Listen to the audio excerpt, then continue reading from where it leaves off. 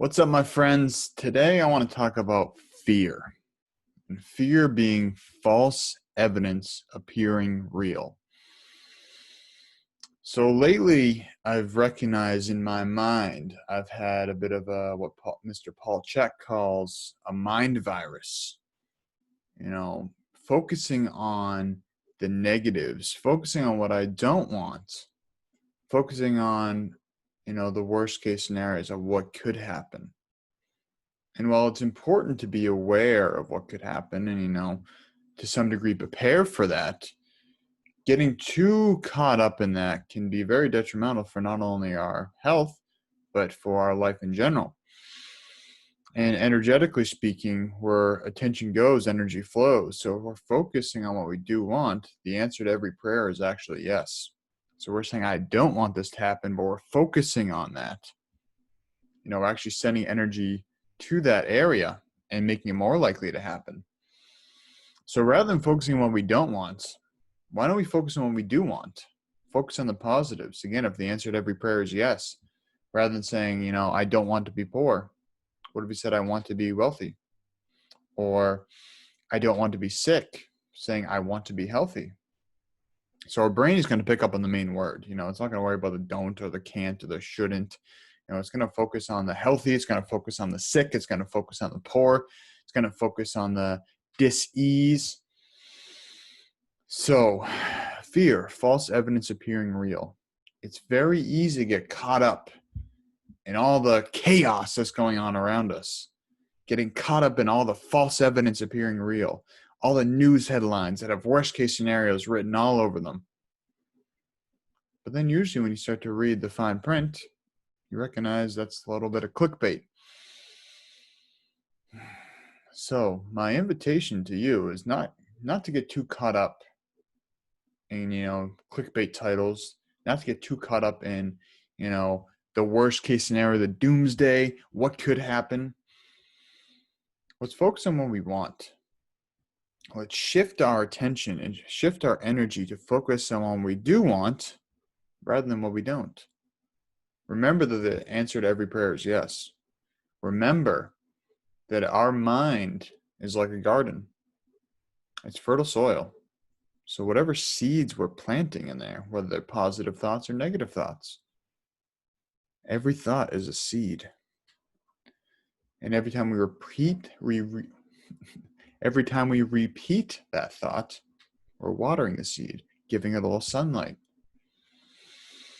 giving it some nutrition. So do we want to be feeding and fueling the seeds that will bear fruit? Or do we want to be feeding the weeds, the vines that will entangle the positive thoughts and entangle our mind, suffocating the positive thoughts? What do we want to feed? I want to feed the positive ones. I want to feed the constructive seeds. I want to bear fruit from my seeds, not strangle out everything else around it. So this is a lot easier said than done. What are some practices that we can utilize to focus more on the positives and more on what we want, less on the negatives? Well, we can use tools like, journaling, writing down what we want. And, it is okay to get those negative thoughts out of our head onto a piece of paper. But we don't want to be thinking about them. Don't want to be brewing them. Get them on the piece of paper, get them out of your head, and move on. Then focus on the positive. So maybe when you're journaling, you start by writing down everything that happened that day, positive and negative. But by the end, let's shift every ending to a positive. So every journal entry ends with a positive, ends with maybe doing some visualization, focusing on what we do want, being very clear with the details, the sights, the sounds, the people we're with, the location, the climate. The more specific we can get with what we want, the more likely it is to happen.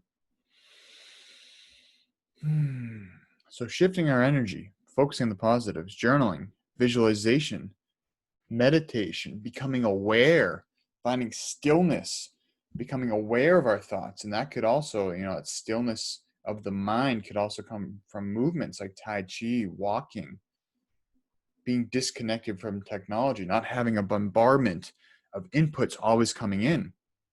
Because that's just, layering things on to the point where it's just filling up and it can't compress anymore.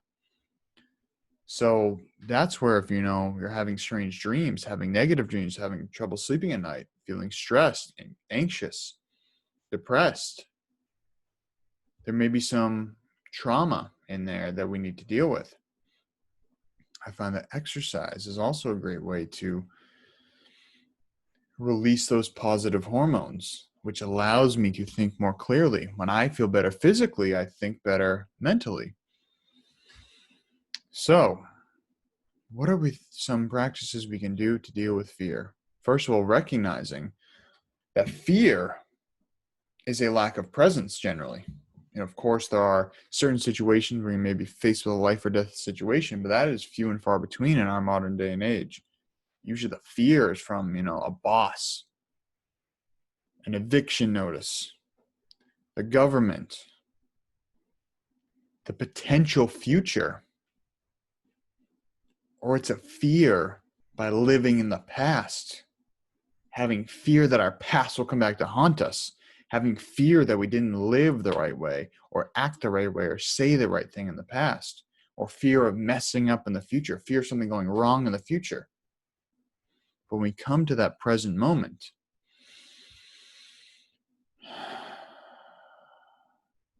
we're acting out of presence. Everything in this moment is perfect just the way it is.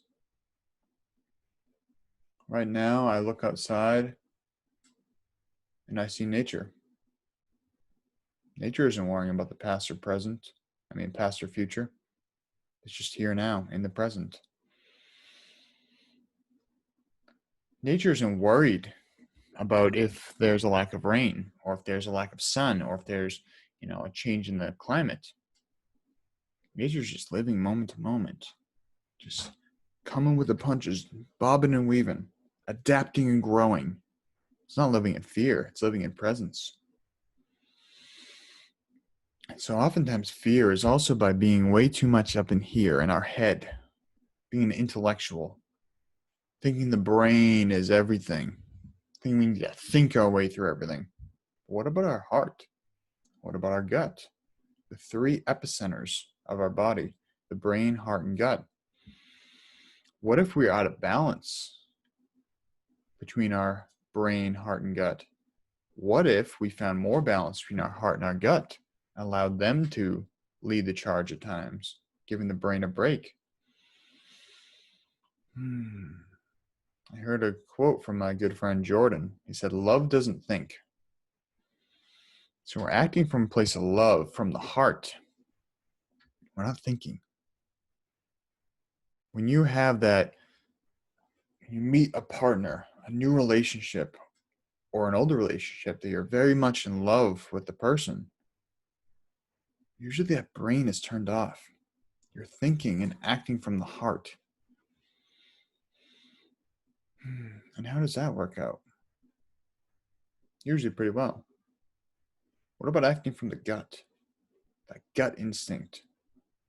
I can personally say there haven't been many times, I can't really think of any, that my gut was telling me to do something and I let my brain make the decision and I was happy with the result. That gut feeling, it's called a gut feeling, not a gut thought. It's a gut feeling.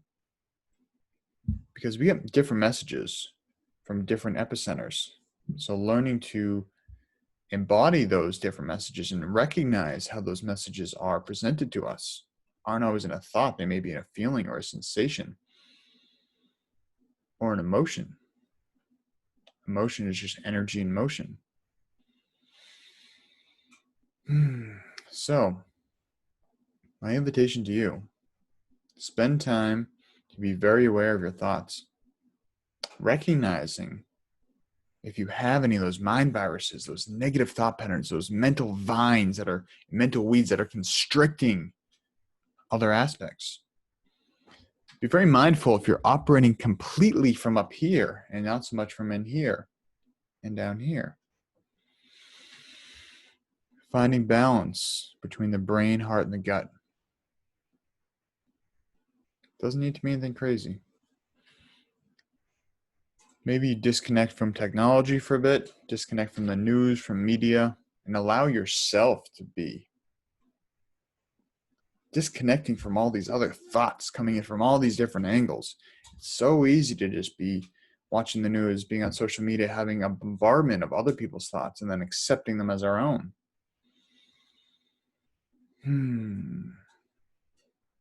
So let's take time to ourselves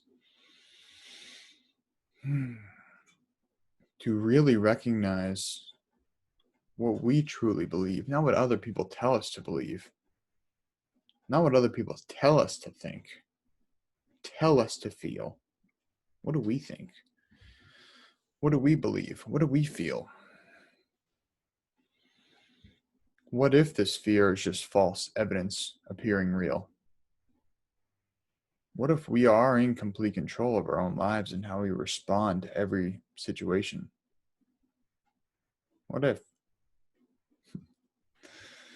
So thank you for being here with me today. I appreciate you tuning in.